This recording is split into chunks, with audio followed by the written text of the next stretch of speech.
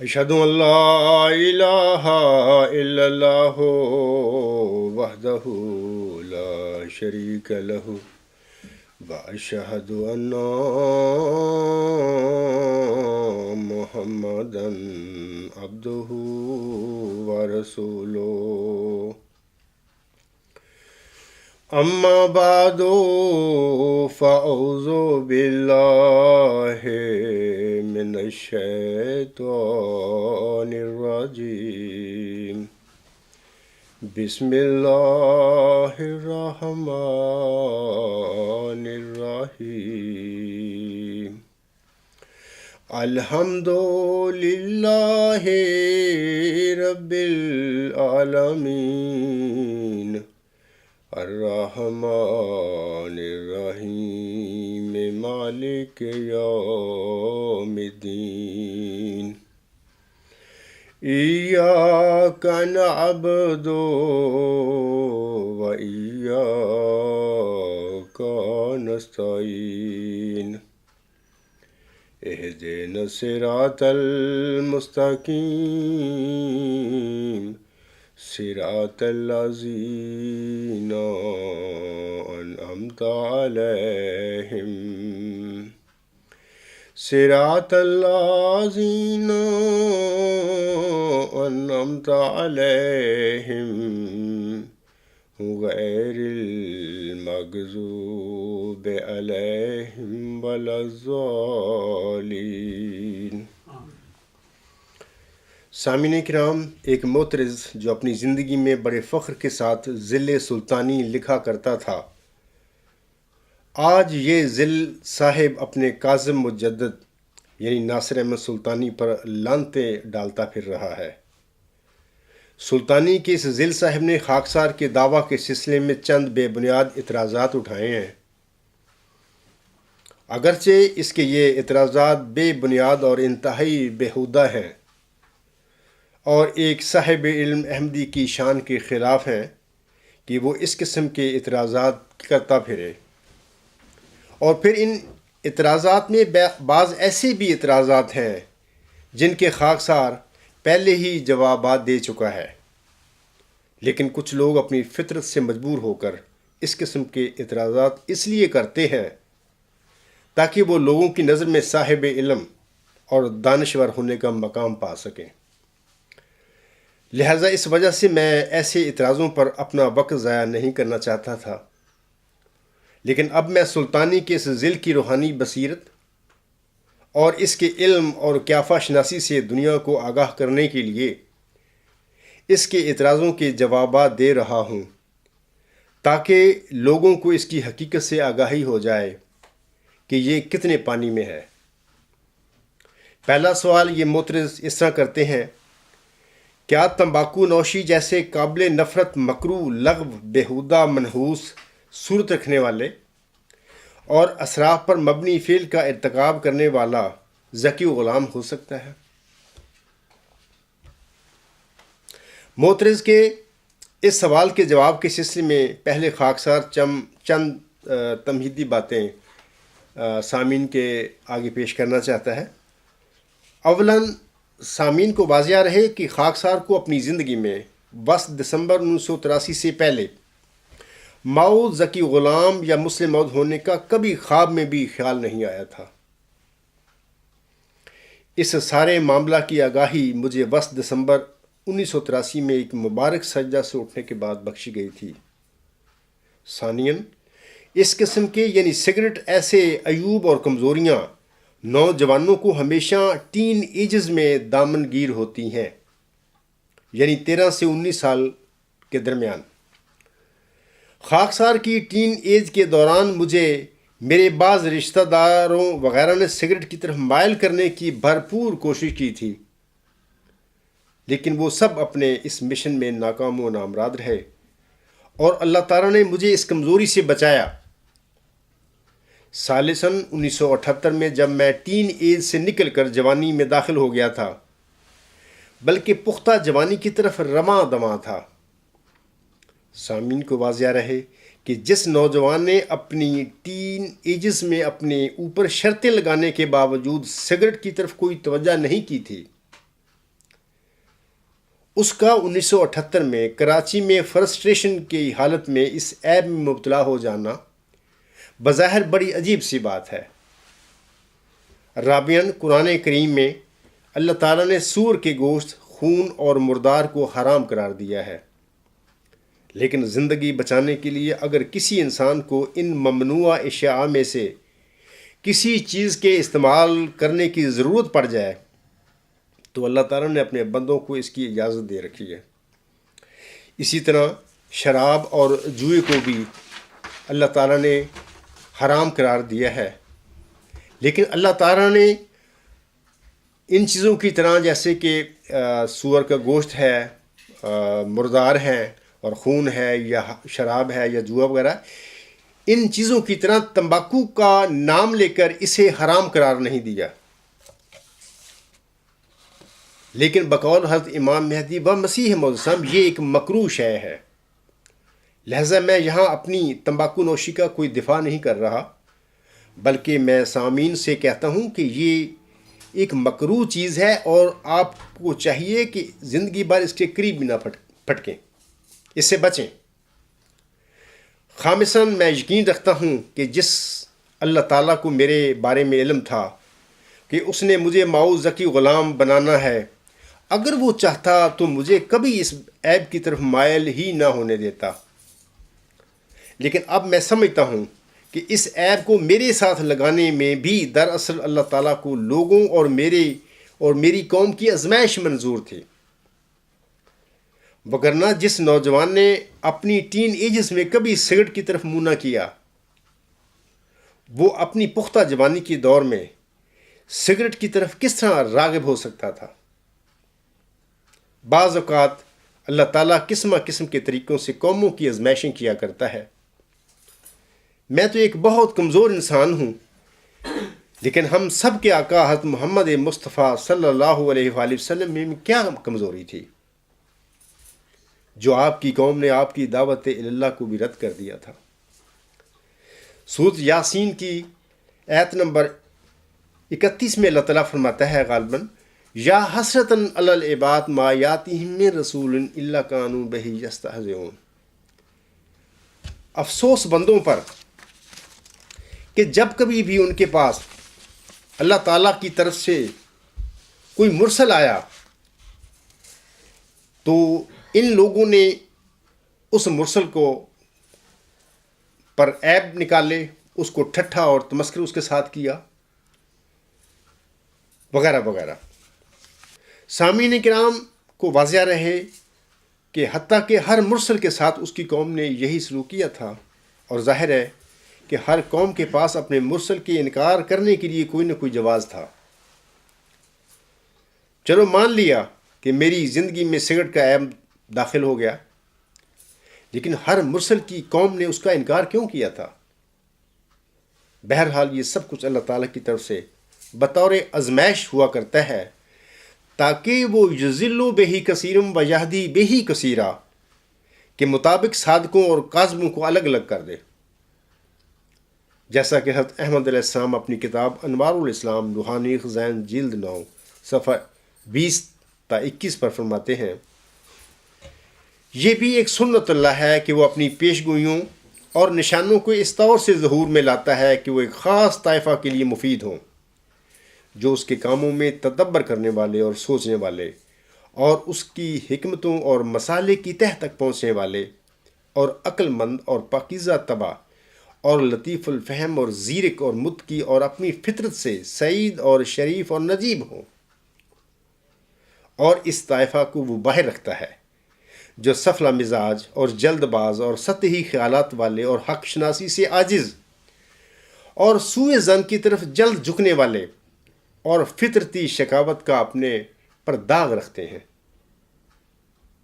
وہ نافہموں کے دلوں پر رجس ڈال دیتا ہے، یعنی کچھ پردہ رکھ دیتا ہے، تب ان کو ایک نور، ایک تاریکی دکھائی دیتا ہے اور اپنی آرزوؤں کی پیروی کرتے ہیں اور ان کو چاہتے ہیں اور سوچنے کا مادہ نہیں رکھتے۔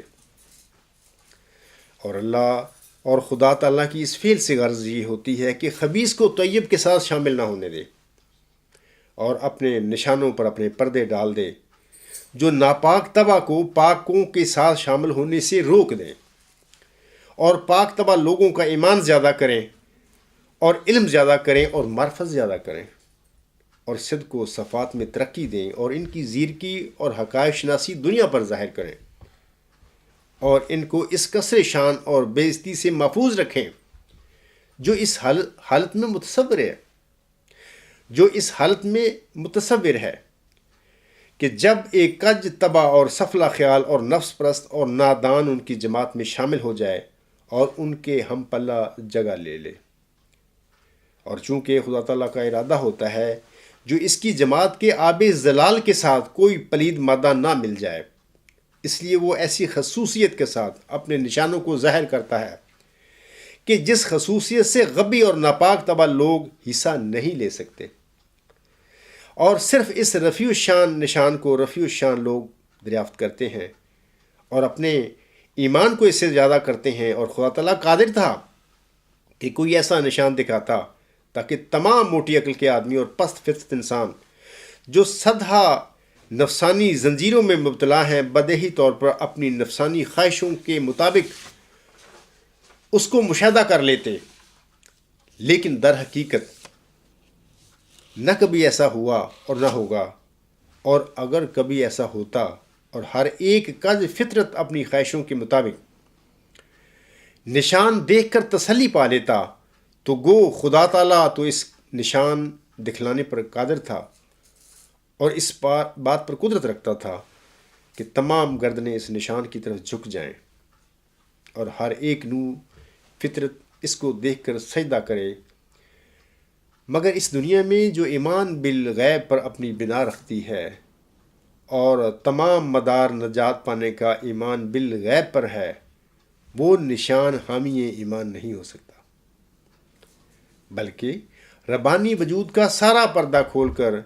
ایمانی انتظام کو بکلی برباد کر دیتا اور کسی کو اس لائق نہ رکھتا کہ وہ خدا تعالیٰ پر ایمان لا کر ثواب پانے کا مستحق رہے، کیونکہ بدیہیات کا ماننا ثواب کا موجب نہیں ہو سکتا۔ اس تمہید کے بعد سامعین کو واضح رہے کہ اللہ تعالیٰ سورۃ القصص کی آیات نمبر 15، 16 اور 17 میں فرماتا ہے، یہ حضرت موسیٰ علیہ السلام کے سلسلے میں آیات نازل ہوئی ہیں اور اس کا ہی ان آیات میں ذکر ہے۔ اللہ فرماتا ہے، اور جب وہ پختگی کی عمر کو پہنچا اور متوازن ہو گیا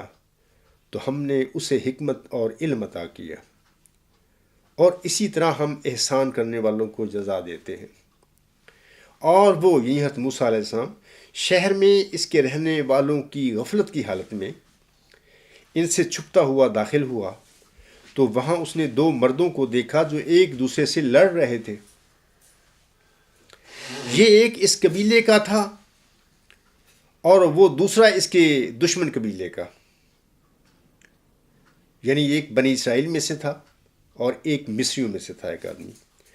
پس وہ جو اس کے قبیلے کا تھا اس نے اس کو مخالف قبیلے والے کے خلاف مدد کے لیے آواز دی،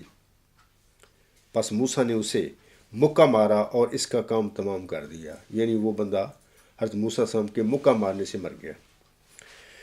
اس نے دل میں کہا، یہ حضرت موسیٰ علیہ السلام نے دل میں کہا کہ یہ جو کچھ ہوا یہ تو شیطان کا کام تھا،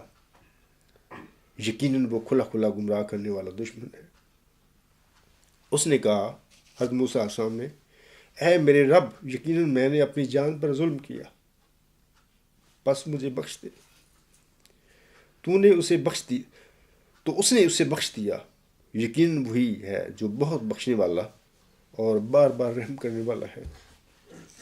اس نے کہا، یہ حضرت موسیٰ علیہ السلام نے کہا، اے میرے رب، اس وجہ سے کہ تو نے مجھ پر انعام کیا، میں آئندہ ہرگز کبھی مجرموں کا مددگار نہیں بنوں گا۔ سامعین کرام، ان آیات سے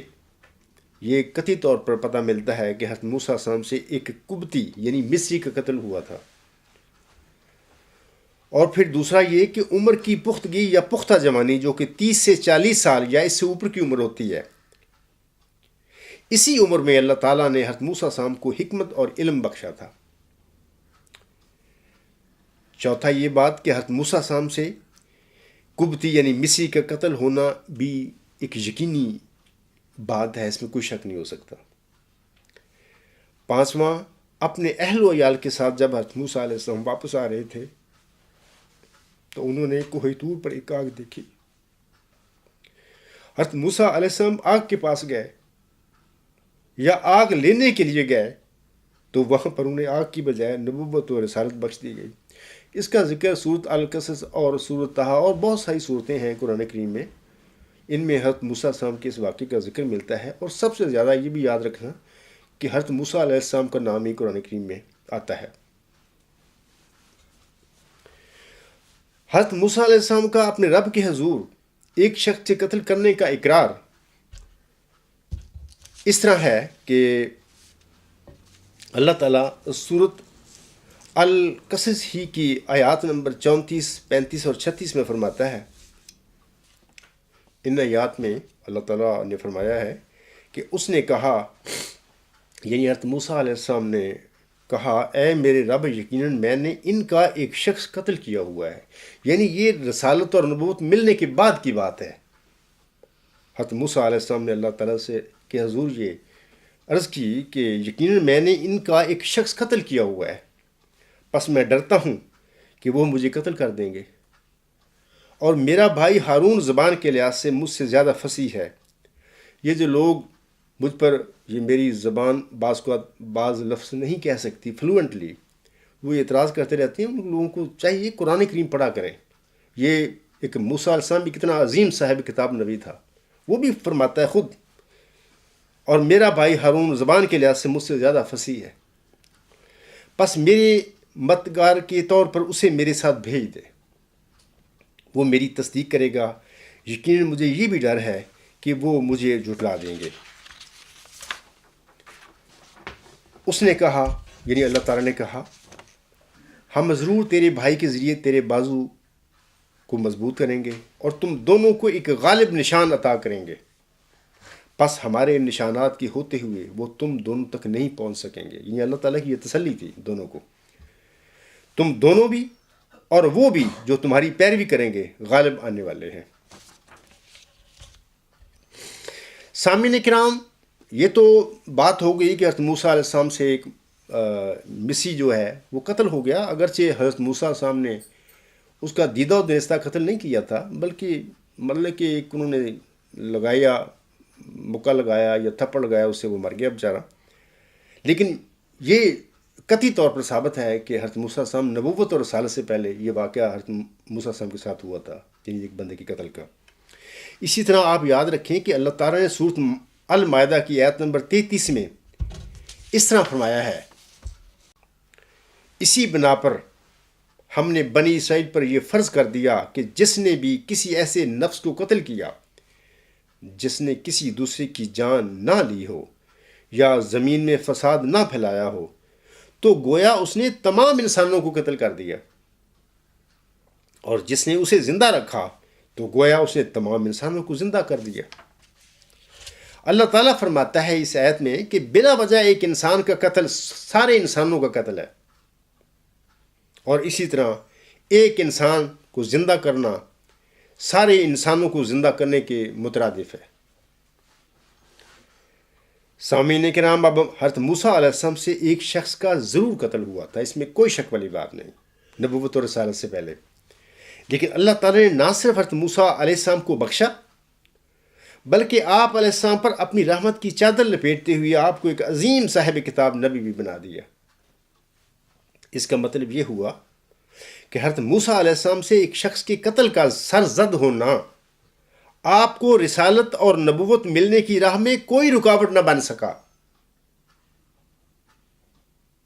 خلاصہ یہ کہ اگر اللہ تعالیٰ چاہے تو ایک قاتل کو بھی معاف فرما کر اسے ایک عظیم صاحب کتاب نبی بنا سکتا ہے۔ تو پھر میں ذل سلطانی کے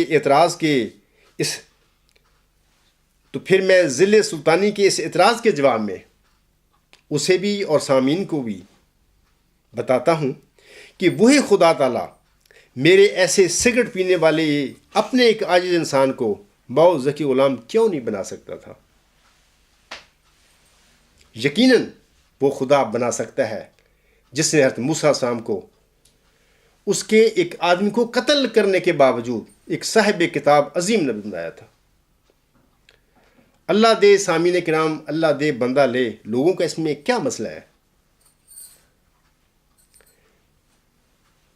ہاں، سگریٹ پینے کی بجائے لوگوں کا خون پینا زیادہ بڑا گناہ اور جرم ہے۔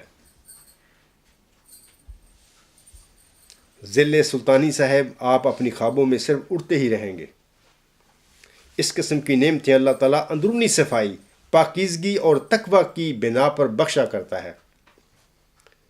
جس سے آپ ایسے نام نہاد متکبر اور جال ساز قسم کے احسان فروش ٹائپ دانشور خالی ہوا کرتے ہیں۔ یہ رتبہ بلند ملا جس کو مل گیا، ہر مدعی کے واسطے دار و رسن کہاں۔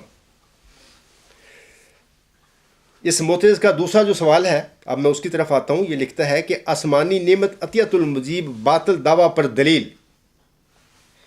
یہ شخص میری کتاب کا حوالہ دے کر لکھتا ہے، میں پڑھ دیتا ہوں آپ لوگوں کے آگے۔ وہ لکھتا ہے،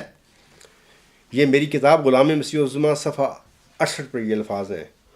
وہ لکھتا ہے، یعنی حوالہ دیتا ہے، لکھتا میں ہوں، غالباً یہ مارچ 1984 کا آخری عشرہ تھا۔ ایک رات میں سونے سے پہلے اللہ تعالیٰ کی تسبیح اور تمجید میں مصروف تھا اور جاگ رہا تھا، لیکن اچانک میرے ہوش و حواس کھوئے گئے۔ اس حالت میں اللہ تعالیٰ نے مجھے ایک نظارہ دکھایا، اور دراصل اللہ تعالیٰ نے اس نظارہ میں مجھے میرے متذکرہ بالا سوال کا جواب عنایت فرمایا۔ نظارہ یہ تھا کہ میرے سامنے ایک تصویر ہے اور میرا بھائی عبدالسلام میرے ساتھ کھڑا تھا۔ میں تصویر کی طرف اشارہ کر کے اپنے بھائی کو کہتا ہوں، بھائی جی، اللہ تعالیٰ نے آسمان سے یہ نعمت میرے لیے بھیجی ہے۔ اسی وقت میری غنودگی کی حالت جاتی رہی۔ یہ تصویر کس کی تھی؟ اس تصویر کے نیچے لکھا ہوا تھا، عطیت المجیب بنت حضرت خلیفۃ المسیح رابع ایدہ اللہ تعالیٰ بنصر العزیز۔ اس واقعہ کے بعد میرے لیے سوال کی کوئی گنجائش باقی نہ رہی۔ یہ اس نے میرے الفاظ کوٹ کیے ہیں، اس کے بعد وہ اپنا اس پر تشریح کرتا ہے، تبصرہ کرتا ہے۔ وہ لکھتا ہے، عبدالغفار جمبا صاحب کا یہ نظارہ ایک ایسی تلوار ثابت ہوا ہے جس سے ان کی اپنی ہی گردن کٹ کر رہ گئی ہے۔ میں آگے آپ کے الفاظ پڑھنے سے پہلے آپ کو بتانا چاہتا ہوں کہ ذل سلطانی صاحب، یہ آپ کی خواہش تو ہو سکتی ہے، انشاءاللہ تعالیٰ کبھی بھی آپ کی یہ خواہش پوری نہیں ہوگی انشاءاللہ تعالیٰ۔ آگے وہ لکھتا ہے، وہ اس طرح کہ اگر جمبا صاحب اس نظارہ پر قائم رہتے ہیں جو ان کے ذوم میں الہی ہے، تو پھر ان کو اس الہی خبر کی پیروی میں اپنے دعویٰ سے توبہ کرتے ہوئے فوراً طاہر احمد صاحب کو سچا خلیفۃ المسیح یقین کرنا ہوگا، کیونکہ یہ نظارہ طاہر احمد صاحب کے سچا خلیفۃ المسیح ہونے کی تصدیق کرنے کے ساتھ ساتھ ایدہ اللہ تعالیٰ بنصر العزیز کی الہی صدا بھی بلند کر رہا ہے۔ اور اگر اب اپنے اس الہی نظارہ کی بنیاد پر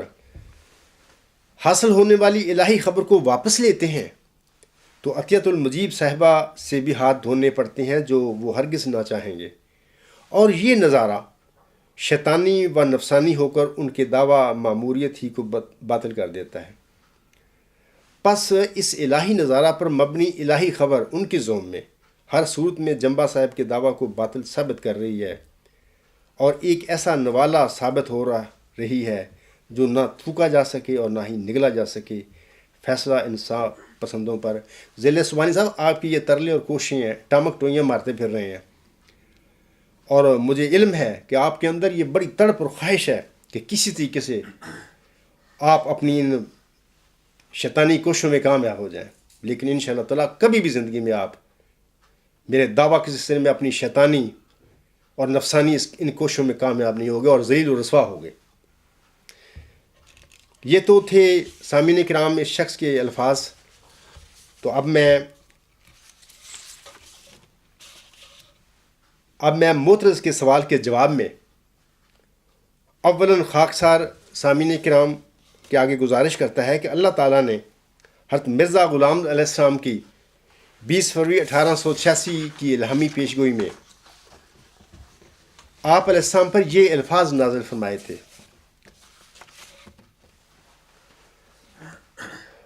اللہ تعالیٰ فرماتا ہے خدا تیری برکتیں ادھر ارد گرد پھیلائے گا اور ایک اجڑا ہوا گھر تجھ سے آباد کرے گا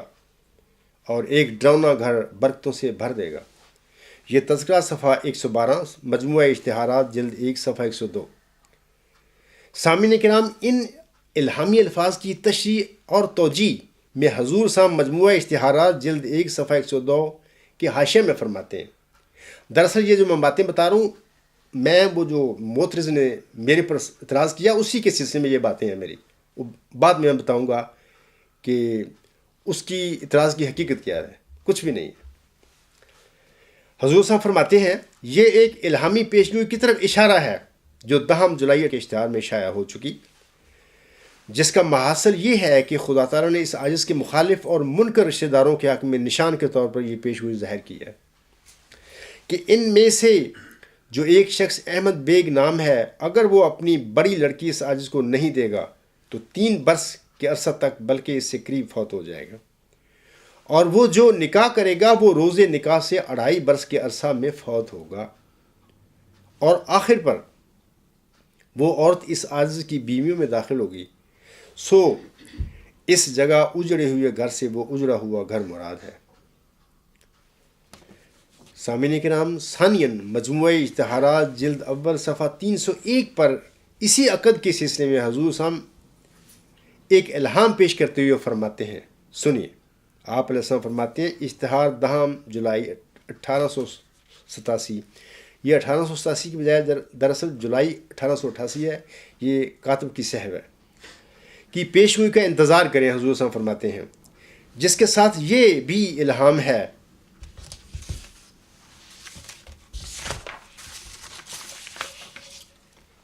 وَيَسْأَلُونَكَ أَحَقٌّ هُوَ قُلْ إِي وَرَبِّي إِنَّهُ لَحَقٌّ وَمَا أَنْتُمْ بِمُعْجِزِينَ زَوَّجْنَاكَهَا لَا مُبَدِّلَ لِكَلِمَاتِي وَإِنْ يَرَوْا آيَاتٍ يُعْرِضُوا وَيَقُولُوا سِحْرٌ مُسْتَمِرٌ۔ اور تجھ سے پوچھتے ہیں کہ کیا یہ بات سچ ہے؟ کہہ ہاں، مجھے اپنے رب کی قسم ہے کہ یہ سچ ہے، اور تم اس بات کو وقوع میں آنے سے روک نہیں سکتے۔ ہم نے خود اس سے تیرا عقد نکاح باندھ دیا ہے، میری باتوں کو کوئی بدلا نہیں سکتا، اور نشان دے کر منہ پھیر لیں گے اور قبول نہیں کریں گے اور کہیں گے کہ یہ کوئی پکا فریب یا پکا جادو ہے۔ سامعین کرام، عقد نکاح کے سلسلے میں حضرت بانی جماعت علیہ السلام تتمہ حقیقت الوحی صفحات 132 133، روحانی خزائن جلد 22 صفحہ 570 پر فرماتے ہیں۔ حضور صاحب فرماتے ہیں یہ امر کے الہام میں یہ بھی تھا کہ اس عورت کا نکاح آسمان پر میرے ساتھ پڑھا گیا ہے، یہ درست ہے، مگر جیسا کہ ہم بیان کر چکے ہیں اس نکاح کے ظہور کے لیے جو آسمان پر پڑھا گیا، خدا کی طرف سے ایک شرط یہ بھی تھی جو اسی وقت شائع کی گئی تھی، اور وہ یہ کہ ایاتھا المرأۃ توبی فإن البلاء علی عاقبیک۔ پس جب ان لوگوں نے اس شرط کو پورا کر دیا تو نکاح فسخ ہو گیا یا تخیر میں پڑ گیا۔ خاکسار یہاں گزارش کرتا ہے، سامعین کرام، محمدی بیگم صاحبہ کے واقعہ کی تفصیل میری مضمون نمبر 32 پر آپ لوگ تفصیل کے ساتھ پڑھ سکتے ہیں اس واقعہ کو، لیکن یہاں میں مختصر عرض کرتا ہوں کہ ہم احمدی تو یقین رکھتے ہیں کہ جس طرح ملہم نے فرمایا ہے وہ بالکل حق اور سچ ہے، لیکن مخالفین تو آج تک حضرت مرزا صاحب اسلام پر آپ کی اس پیشگوئی کے نعوذ باللہ جھوٹے ہونے کا الزام لگاتے پھر رہے ہیں۔ ذل سلطانی صاحب جو آج عطیت المجیب کے سلسلے میں مجھ پر اعتراض کرتے پھر رہے ہیں، تم حضرت مرزا صاحب اسلام کے مخالفین کو پیشگوئی محمدی بیگم کے سلسلے میں پہلے جواب تو دے لو، پہلے ان کو تو جواب دے لو، پھر اس کے بعد مجھ پر اعتراض کرنا چاہو تو کر دینا، یہ شوق بھی پورا کر لینا اپنا۔ دوسری بات یہ کہ اگر تم حضرت مرزا صاحب علیہ السلام کے دور میں ہوتے تو کیا آپ بھی وہی اعتراض نہ کرتے جو آج آپ عطیۃ المجیب کے حوالے سے مجھ پر کر رہے ہیں۔ ثالثاً، یہاں پر خاکسار محترز اور دیگر سامعین سے کہتا ہے کہ میں نے تو کشفی حالت میں اپنے آگے ایک تصویر کو پا کر اس کے بارے میں اپنے بڑے بھائی چودھری عبدالسلام جمبا صاحب جو میری کشفی حالت میں میرے ساتھ کھڑے تھے سے اتنا کہا تھا کہ بھائی جی، اللہ تعالیٰ نے آسمان سے یہ نعمت میرے لیے بھیجی ہے، وہ بس۔ اپنی اس کشفی حالت میں اللہ تعالیٰ نے مجھے یہ نہیں فرمایا تھا کہ میں نے تیرا اس لڑکی سے نکاح کر دیا ہے۔ اب برخلاف اس عجز کے میرے آقا حضرت امام مہدی و مسیح موعود علیہ السلام کا تو محمدی بیگم صاحبہ سے آسمان پر نکاح ہو چکا تھا۔ اب آپ ایسے مخالفین کہتے ہیں کہ نہ تو محمدی بیگم کا خامد مدت معاہدہ میں فوت ہوا۔ میں نے سنا ہے کہ محمدی بیگم صاحبہ کا خامد مرزا سلطان احمد 1940 میں فوت ہوا تھا، واللہ عالم بالصواب۔ اور نہ ہی مخالفین کہتی ہیں اور نہ ہی محمدی بیگم صاحبہ میرے آقا علیہ السلام کے عقد میں آئیں۔ میرا مطرز سے سوال ہے کہ محمدی بیگم جس سے حضور صاحب کا آسمان پر نکاح ہو چکا تھا، لیکن عملی طور پر یہ نکاح زمین پر وقوع پذیر نہیں ہوا تھا، اگر آپ حضرت مرزا صاحب علیہ السلام سے کے وقت میں ہوتے تو کیا آپ گردن کاٹنے والی یہ گستاخی جو آج آپ میرے یعنی آپ نے ایک محسن کے ساتھ کر رہے ہیں،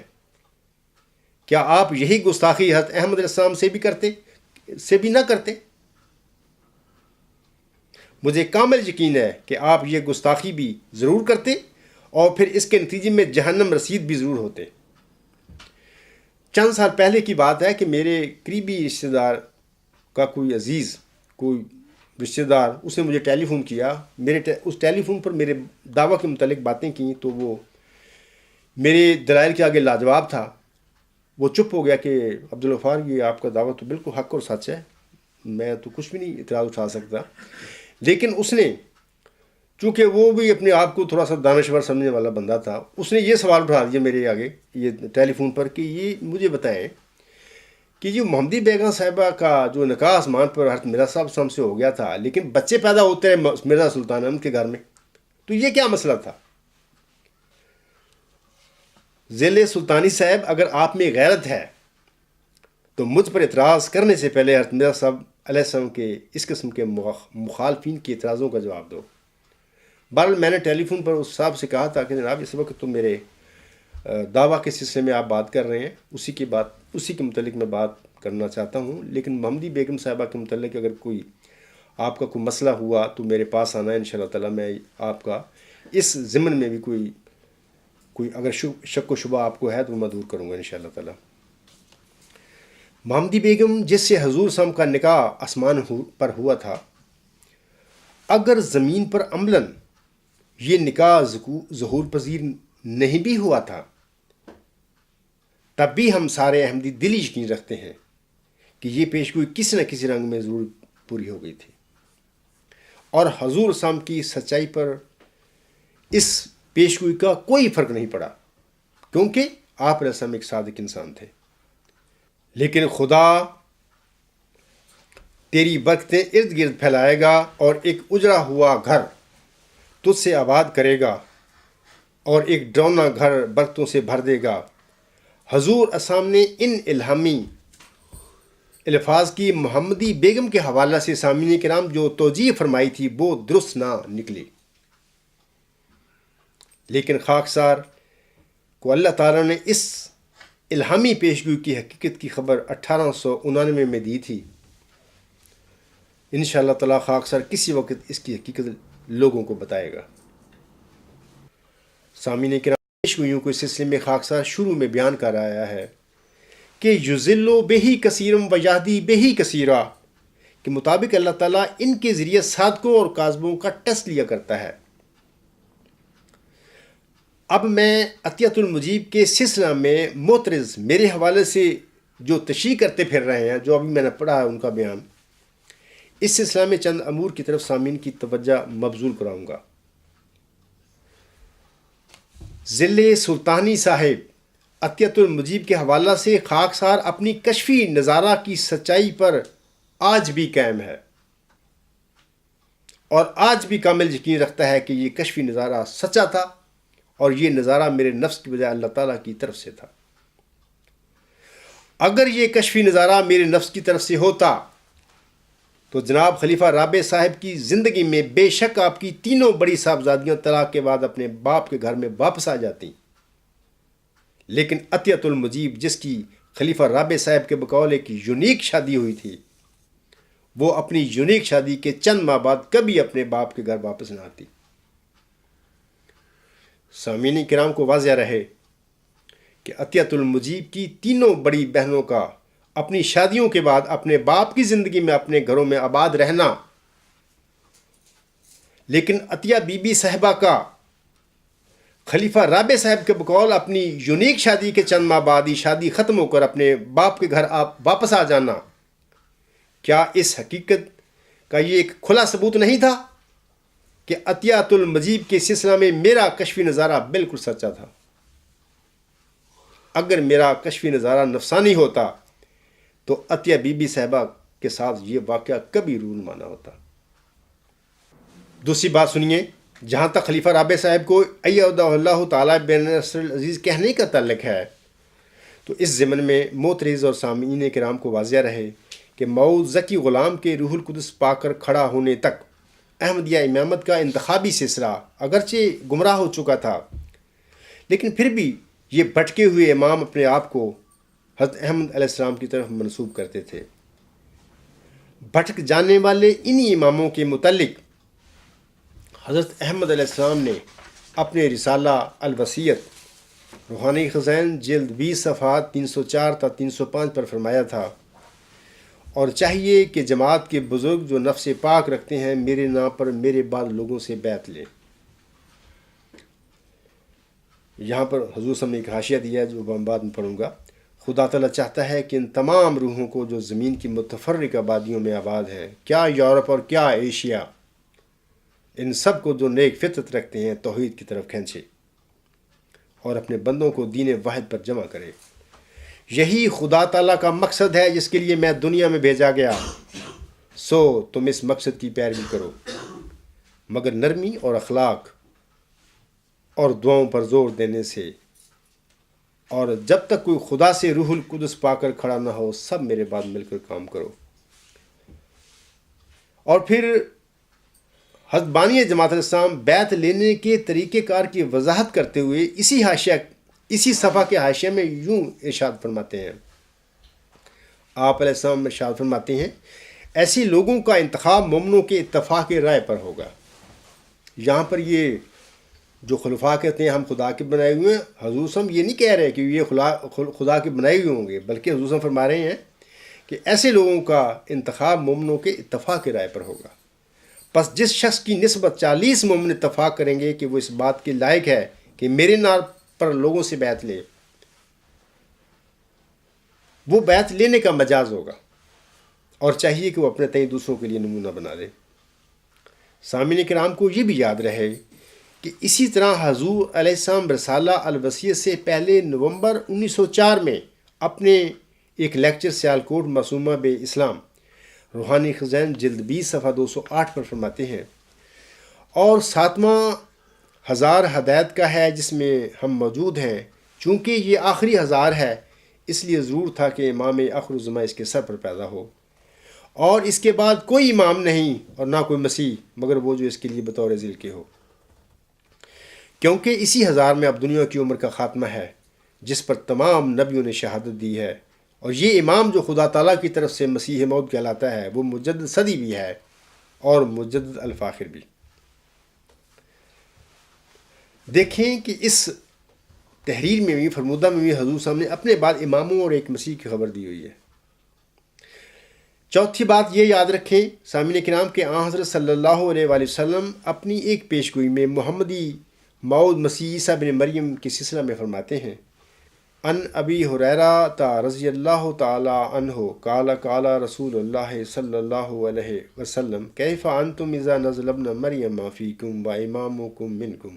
یہ حدیث متفق علیہ ہے، یعنی بخاری اور مسلم دونوں میں پائی جاتی ہے۔ ترجمہ اس کا یہ ہے کہ ابو ہریرہ رضی اللہ تعالیٰ عنہ سے روایت ہے کہ رسول اللہ صلی اللہ علیہ وآلہ وسلم نے فرمایا ہے، کیسی ہوگے تم جب ابن مریم نازل ہوگا تم میں اور تمہارا امام تم میں سے ہوگا۔ اب حضور صلی اللہ علیہ وسلم خود فرما رہے ہیں کہ جب وہ مسیح عیسیٰ ابن مریم دنیا میں نزول فرمائے گا تو اس وقت زمین پر ایک امام ہوگا۔ سامعین کرام، اس کی تفصیل خاکسار کی کتاب غلام مسیح الزمان کے صفحہ 152 پر غلام مسیح الزمان کی خبر احادیث میں کے عنوان کے تحت پڑھ سکتے ہیں۔ اگلی بات یہ یاد رکھیں، پانچویں، کہ آن حضرت صلی اللہ علیہ وآلہ وسلم اور حضرت امام مہدی و مسیح موعود علیہ السلام دونوں نے ارشاد فرمایا ہوا ہے کہ جب محمدی موعود مسیح عیسیٰ ابن مریم یا موعود ذکی غلام مسیح الزمان نزول کریں گے تو اس وقت زمین پر حضرت امام مہدی و مسیح موعود علیہ السلام کی جماعت بے امام ہونے کی بجائے با امام ہوگی۔ اگر خاکسار نے اپنے نزول کے بعد، سامعین کرام، حضور صاحب کی جماعت کے ایک امام یا خلیفہ رابع کے بارے میں ایدہ اللہ تعالیٰ بے نصر العزیز کے الفاظ استعمال فرمائے ہیں تو اس میں نے کیا گناہ کیا ہے؟ اس دعائیہ فکرہ کا یہ مطلب ہے کہ حق پانے میں اللہ تعالیٰ اس کی یعنی خلیفہ رابع صاحب کی مدد فرمائے اور ان کے ہاتھوں کو مضبوط کرے۔ میں نے تو یہ دعا اس کے لیے کی تھی کہ اللہ اس کی مدد فرمائے، تو اللہ تعالیٰ نے تو مدد فرمائی ہوگی اس کی ضرور، لیکن بہرحال یہ آگے میں بتاتا ہوں آپ کو۔ میں نے سامعین کرام خلیفہ رابع صاحب کو یہ دعا لکھ کر کیا گناہ کیا تھا جو اس وقت یہ ذل سلطانی اس کو ایک گناہ بنا کر بیٹھا ہوا ہے میرے سلسلہ میں؟ میں جواباً کہتا ہوں کہ میں نے گناہ کی بجائے اپنا فرض منصب ادا کیا تھا، وہ بس۔ معترض اور سامعین کو علم ہوگا کہ جب اللہ تعالیٰ نے حضرت موسیٰ اور ہارون علیہ السلام کو باغی فرعون کی طرف بھیجا تھا تو اس وقت خود اللہ تعالیٰ نے ان دونوں کو نصیحت فرمائی تھی کہ فرعون سے نرم نرم الفاظ میں گفتگو کرنا، ہو سکتا ہے وہ سمجھ جائے، جیسا کہ اللہ تعالیٰ سورۃ طٰہٰ کی آیات 44 اور 45 میں فرماتا ہے،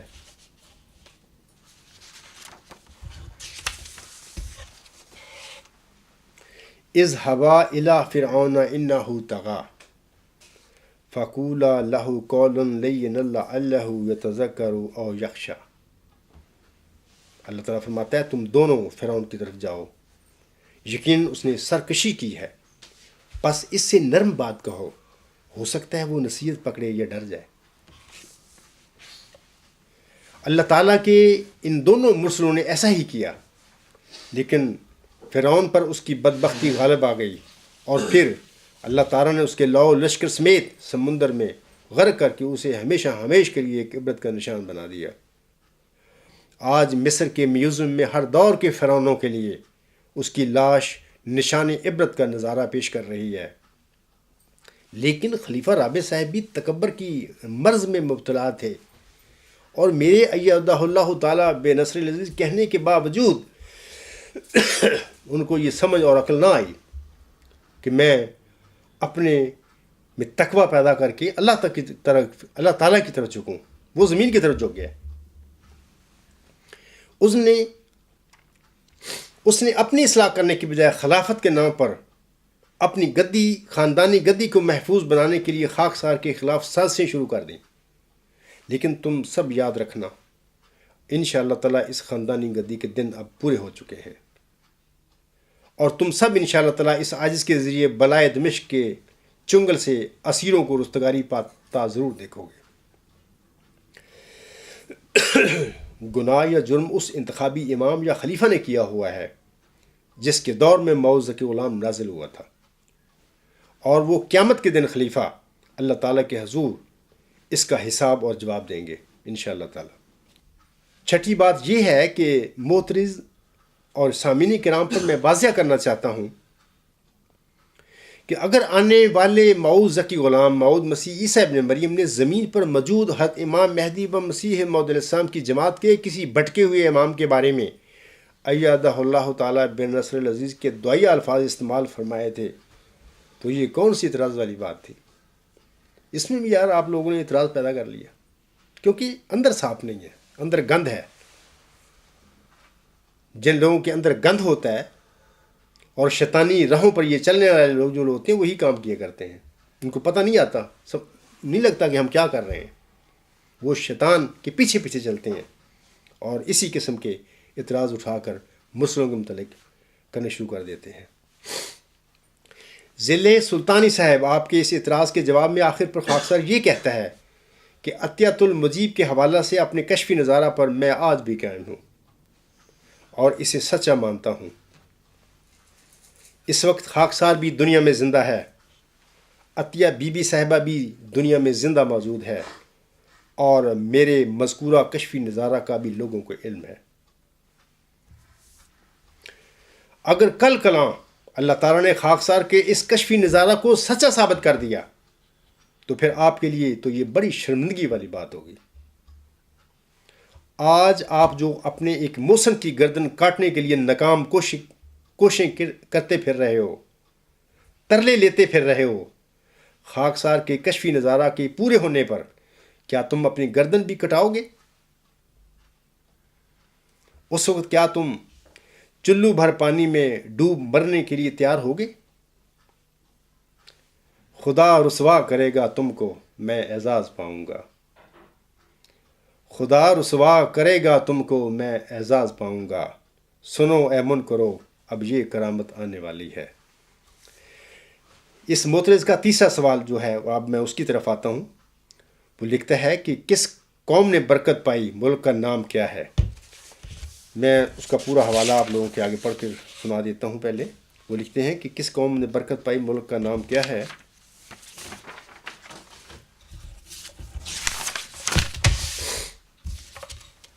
عبدالغفار جمبا صاحب اپنی کتاب بعنوان مسلم موت کے صفحہ 10 پر جناب مرزا بشیر الدین محمود احمد صاحب کے دعویٰ مسلم موت کے رد میں بہت پرزور انداز میں دلیل دیتے ہوئے رقم تراز ہیں۔ ثالثاً قوموں نے تو مسلم موت سے برکت پانی تھی۔ 1914 سے لے کر اب تک کی انتہائی جدوجہد کے باوجود کیا کوئی احمدی کسی ایک قوم کا نام بھی بتا سکتا ہے جس نے خلیفہ ثانی صاحب سے برکت پائی ہو؟ اگر کسی قوم نے برکت پائی ہوتی تو آج ہمارا بھی کوئی ملک ہوتا اور ہم یہود کی طرح در بدر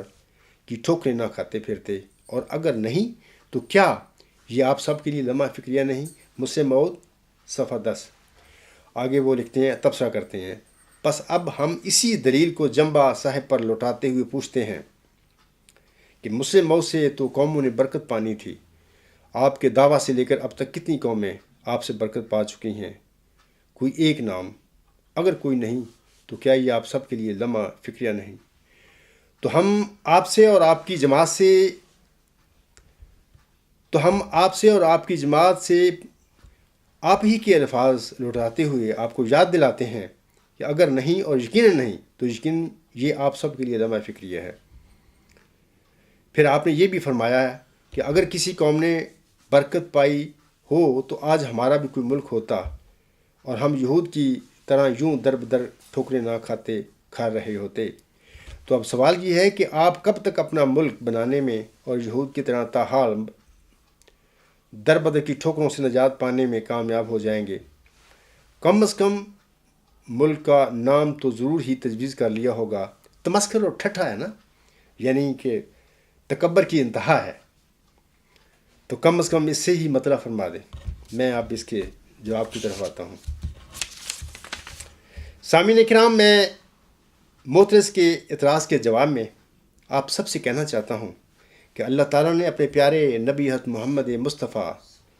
احمد مجتبیٰ خاتم النبیین صلی اللہ علیہ وآلہ وسلم سے قرآن کریم میں 3 جگہ پر دین اسلام کے باطل ادیان پر غلبے کا وعدہ فرمایا ہوا ہے، جیسا کہ اللہ تعالیٰ سورۃ صف کی آیت نمبر 10 میں فرماتا ہے، هو الذی ارسل رسولہ بالہدی ودین الحق لیظہرہ علی الدین کلہ ولو کرہ المشرکون۔ اللہ تعالیٰ فرماتا ہے وہی ہے جس نے اپنے رسول کو ہدایت اور دین حق کے ساتھ بھیجا تاکہ وہ اسے دین کے ہر شعبہ پر کلیتاً غالب کر دے، خواہ مشرک برا منائے۔ صورت الصف کی آیت نمبر 10 کے متعلق حضور اسلام اپنی کتاب براہین احمدیہ یعنی حضرت بانی جماعت علیہ السلام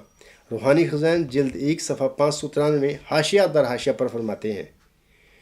والذی ارسل رسولہ بالہدی ودین الحق لیظہرہ علی الدین کلہ ولو کارہ المشرکون۔ یہ آیت جسمانی اور سیاست ملکی کے طور پر حضرت مسیح کے حق میں پیش ہوئی ہے، اور جس غلبہ کاملہ دین اسلام کا وعدہ دیا گیا ہے وہ غلبہ مسیح کے ذریعے سے ظہور میں آئے گا، اور جب حضرت مسیح علیہ السلام دوبارہ اس دنیا میں تشریف لائیں گے تو ان کے ہاتھ سے دین اسلام جمی آفاق اور اقطار میں پھیل جائے گا۔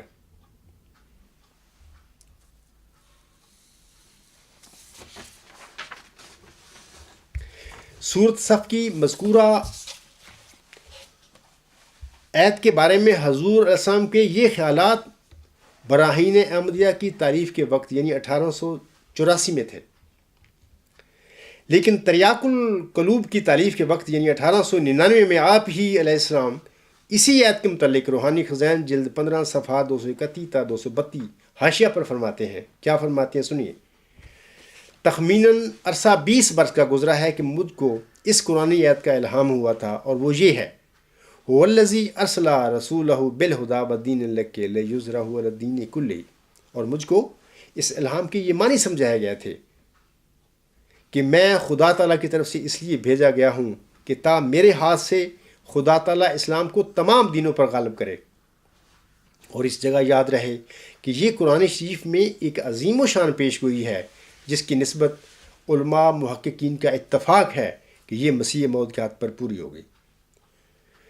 جس قدر اولیاء اور ابدال مجھ سے پہلے گزرے ہیں، کسی نے ان میں سے اپنے تئیں اس پیشگوئی کا مصداق نہیں ٹھہرایا، اور نہ یہ دعویٰ کیا کہ اس آیت کا مذکورہ بالا کا مجھ کو اپنے حق میں الہام ہوا ہے۔ لیکن جب میرا وقت آیا تو مجھ کو یہ الہام ہوا اور مجھ کو بتلایا گیا کہ اس آیت کا مصداق تو ہے، اور تیرے ہی ہاتھ سے اور تیرے ہی زمانہ میں دین اسلام کی فوقیت دوسرے دینوں پر ہوگی۔ سامعین کرام، یہ تو حضور صاحب کے الفاظ تھے، تو معترض تو حضرت مرزا صاحب السلام کو یعنی وہ جو ذیل سلطانی ہے وہ تو حضرت مرزا صاحب السلام کو صرف مجدد مہدی و مسیح موعود مانتا ہے، لیکن خاص طور کا ایمان ہے کہ حضور صاحب ایک عظیم امتی نبی تھے، جیسا کہ اللہ تعالیٰ فرماتا ہے جری اللہ فی حل الانبیاء، خدا کا پہلوان نبیوں کے لباس میں، جری اللہ فی حل المرسلین، خدا کا پہلوان رسولوں کے لباس میں۔ یہ جگہ آپ فرماتے ہیں میں کبھی آدم کبھی موسیٰ کبھی یعقوب ہوں، نیز ابراہیم ہوں، نسلیں ہیں میری بے شمار۔ ذل سلطانی صاحب، اگر حضرت مرزا صاحب علیہ السلام کا کوئی مخالف آپ سے یہ سوال کرے کہ حضرت مرزا صاحب نے اپنی زندگی میں دین اسلام کے غلبہ کی خبر لوگوں کو بتائی تھی، یہ جو ابھی میں نے حوالے پڑھے ہیں، کیا یہ دین اسلام کا غلبہ آپ کی زندگی میں ہو گیا تھا؟ ذیل سلطانی صاحب، آپ اس ضمن میں حضرت مرزا صاحب علیہ السلام کے مخالفین کو کیا جواب دو گے؟ مجھ سے ملکوں کے نام پوچھنے سے پہلے آپ پر فرض ہے، اگر آپ کے کچھ غیرت ہے اور آپ میں کچھ تقوی ہے، اور اگر آپ باقی حضرت مرزا غلام صاحب کے ماننے والوں میں ہیں، تو پہلے آپ حضرت مرزا صاحب کے مخالفین کا منہ بند کریں، بعد ازاں مجھ پر سوال کریں۔ ذیل سلطانی صاحب، کیا مجھے اور سامعین کو آپ بتا سکتے ہیں کہ حضرت مرزا صاحب علیہ السلام کے ذریعے دنیا کے کس کس ملک پر احمدیت کے نفوذ کے ذریعے دین اسلام کا غلبہ ہوا ہے؟ صرف ایک ملک کا نام مجھے بتا دیں، میں تو ان کا غلام ہوں، وہ تو آقا تھے میرے۔ آپ مجھے آقا کے ذریعے کسی ملک میں احمدیت کا مکمل طور پر نفوذ ہونا دکھا دیں۔ آپ تو دائرہ اسلام سے باہر نکل کر بیٹھے ہوئے ہیں۔ مولوی محمد علی صاحب نے اپنی جماعت کو مسلمانوں کے اندر رکھنے کے لیے حضرت احمد علیہ السلام کی نبوت کا انکار کرنے کا ایک عظیم گناہ بھی کیا، لیکن اپنے مشن میں ناکام و نامراد رہا۔ 1974 میں پاکستان کی نیشنل اسمبلی نے لاہوریوں کو بھی غیر مسلم ہونے کا اعلان کر دیا۔ یہ پھٹکار تھی تم پر حضرت مرزا صاحب السلام کی نبوت سے انکار کرنے کی، اگر تم سوچو اور اگر تمہیں تقویٰ ہو کوئی. اور یہ سب کچھ مرزا بشیر الدین محمود احمد اور مولوی محمد صاحب کی کرتوتوں کا نتیجہ تھا کہ آج جماعت احمدیہ کے تمام افراد، کیا وہ لاہوری ہیں، کیا وہ قادیانی ہیں، سارے دائرہ اسلام سے باہر بیٹھے ہوئے ہیں. یہ لیڈر تھے مرزا صاحب کی وفات کے بعد آپ کی جماعت کو چلانے والے. ان دونوں نے اپنی نفسانی خواہشوں کو پورا کرنے کے لیے حضرت احمد صاحب کی جماعت کو دو لخت کیا، لیکن ملا انہیں سوائے شرمندگی کے اور کچھ بھی نہیں. قیامت کے دن یہ دونوں مجرم اللہ تعالیٰ کے حضور بھی جواب دہ ہوں گے، اور حضرت مرزا صاحب علیہ السلام بھی ان دونوں سے پوچھیں گے کہ تم دونوں نے میرے بعد میری جماعت کے ساتھ کیا کیا. جناب مرزا بشیر الدین محمود احمد صاحب کو صحابیوں نے 1914 میں مسلم موعود بنا دیا تھا. نیوز نمبر 5 کو پڑھ لیں، یعنی الغلام.com پر.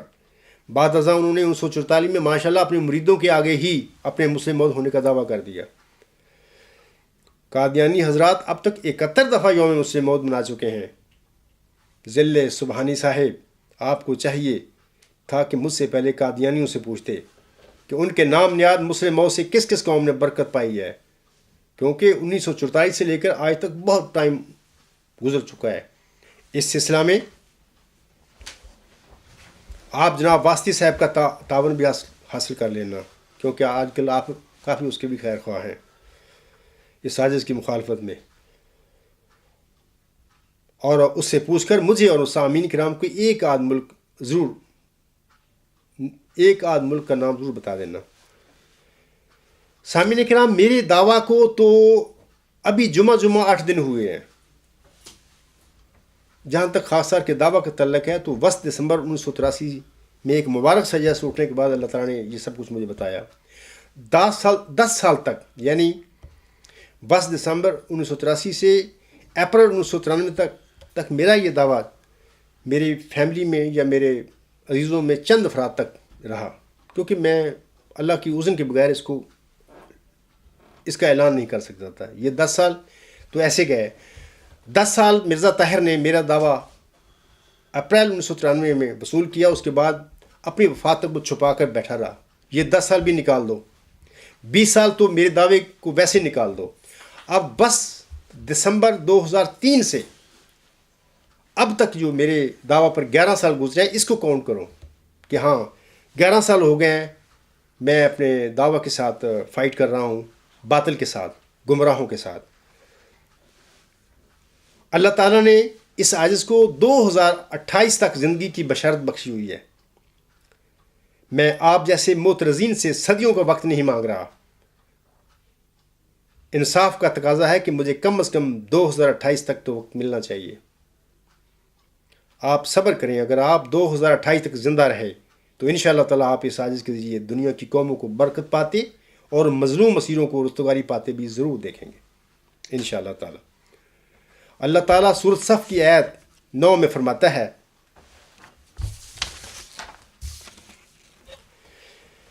یریدون لیطفئوا نور اللہ بافواہہم واللہ متم نورہ ولو کرہ الکافرون. وہ چاہتے ہیں کہ وہ اپنے منہ کی پھوکوں سے نور، اللہ کے نور کو بجھا دیں، حالانکہ اللہ ہر حال میں اپنا نور پورا کرنے والا ہے، خواہ کافر ناپسند ہی کریں.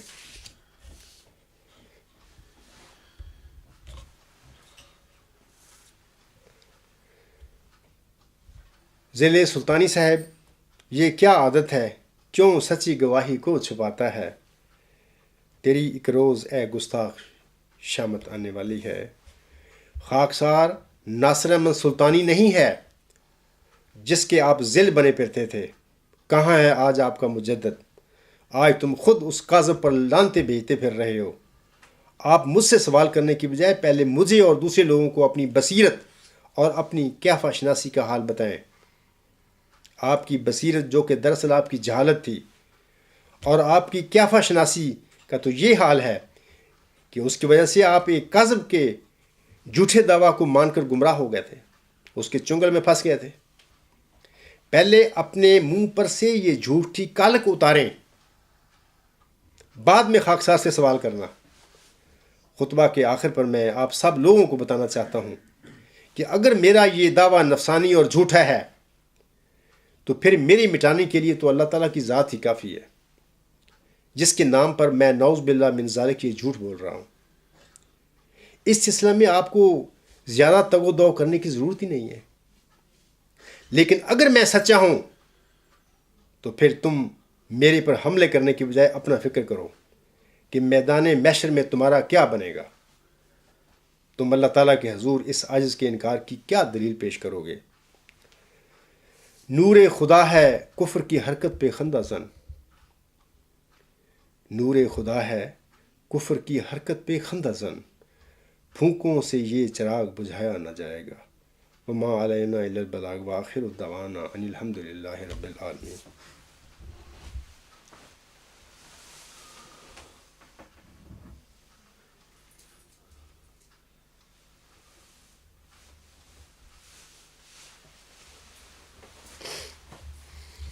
الحمد للہ نحمده ونستعینه ونستغفره ونؤمن به ونتوکل علیہ ونعوذ باللہ من شرور انفسنا ومن سیئات اعمالنا، من یهده اللہ فلا مضل له ومن یضللہ فلا ہادی له، ونشهد أن لا إله إلا الله ونشهد أن محمدا عبده ورسوله۔ عباد الله رحمكم الله، إن الله يأمر بالعدل والإحسان وإيتاء ذي القربى وَيَنْهَى عَنِ الْفَحْشَاءِ وَالْمُنْكَرِ وَالْبَغْيِ يَعِظُكُمْ لَعَلَّكُمْ تَذَكَّرُونَ۔